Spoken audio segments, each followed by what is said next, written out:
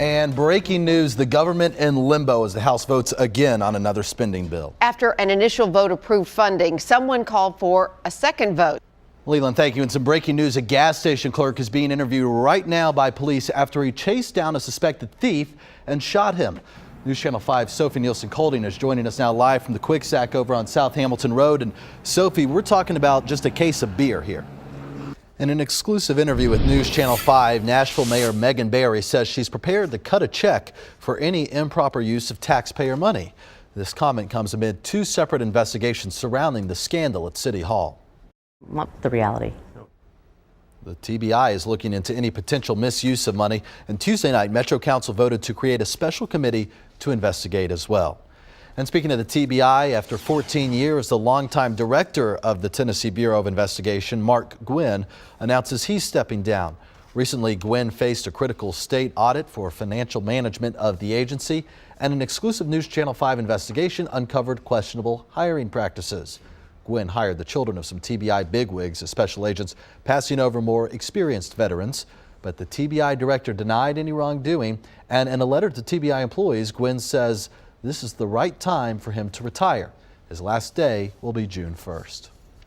There's a new scam tricking people into thinking they owe the government money. Yeah, and callers are claiming to be police, and then they're threatening to arrest you unless you pay up. You know, it has been a dark week for the Dow. It's the worst week for the Dow, in fact, since the financial crisis nearly a decade ago. In fact, just take a look at some of the closing numbers from yesterday. The index tumbled more than 1,000 points, down 4.15%.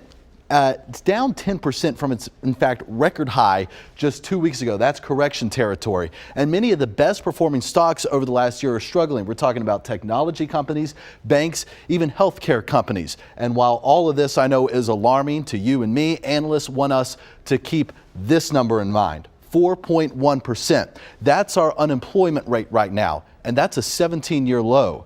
They say this number is a big indicator of a strong economy. Amy? All right. A live look downtown this morning. You know, most people cruise down Broadway here, but this morning a man is facing charges for hitting highway speeds on the main drag, and police think he was drunk. Officers clocked Jeremy Corber going 64 miles per hour, and it's a 30-mile-per-hour zone there we're talking about. When they tried to stop him, he just kept going. He finally pulled over, though, and they charged him with DUI. And breaking news right now at 6:10, a standoff entering its 7th hour in Clarksville, where a bank robbery suspect is barricaded inside a motel room. We'll have the latest straight ahead on News Channel 5 This Morning. 6:13 is your time and a good morning. Right now, the Midwest is getting hammered by a nasty winter storm, and it's causing a huge mess. Winter storm watches and warnings are in effect from Montana to Michigan.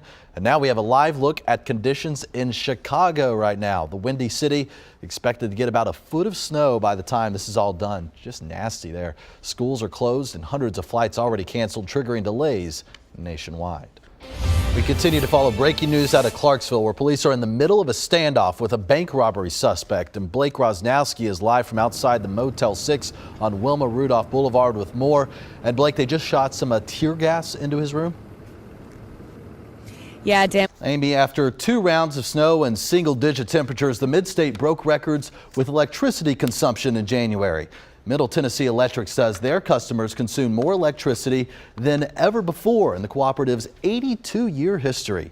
MTEMC says peak demand records were set on the mornings of January 2nd and January 18th, when temperatures were near zero across much of the area during those times. And Rebecca Schleicher's here now. That snow and ice also caused problems for our roads. Drivers have definitely noticed. Also, and it's finally here. Professional soccer officially begins tomorrow in Music City. And we've got the CEO of Nashville SC in studio coming up, talking about tomorrow's big matchup and the future of soccer in Nashville. Straight ahead on News Channel 5 This Morning. Happy Friday. Hey, soccer season about to officially begin here in Music City. And Nashville Soccer Club will make its debut tomorrow to a sold-out crowd as well. And the team's CEO, Court Jeske, is in studio with us this morning. But also people who are fans of Nashville and sports in Nashville. Let's talk about sports in Nashville. We saw about the Predators last year and how everyone rallied around hockey and didn't really know the sport necessarily. So you expect the same for soccer and folks who aren't familiar with it?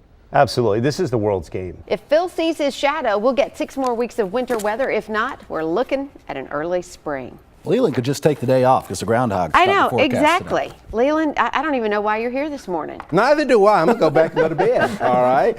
And forget listening to the experts when it comes to who will win Super Bowl 52. All you need to do is listen to Fiona the Hippo. So we're listening to the groundhog for weather and the hippo for sports. Yeah, very good. You just need someone for news. Yeah, no kidding. They'll replace. No, I don't even want to go there.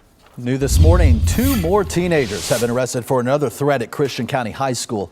Police arrested a 15-year-old and a 17-year-old at school on Tuesday. The 15-year-old reportedly told people at school he had an AK in his bag. The police said he was not armed. We first told you yesterday about another teen who made a threat online. He's charged with terroristic threatening.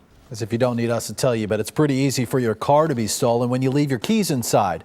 We have some video to show you from Hendersonville Police. It's a white Acura pulling up to Center Point Liquors.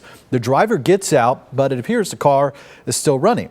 Seconds later, a man gets out of that red car in the corner of the screen, easily opens the door of that Acura, and then he takes off. Police are now looking for that thief as well as a suspected accomplice and a white car with damage to the front driver's side fender.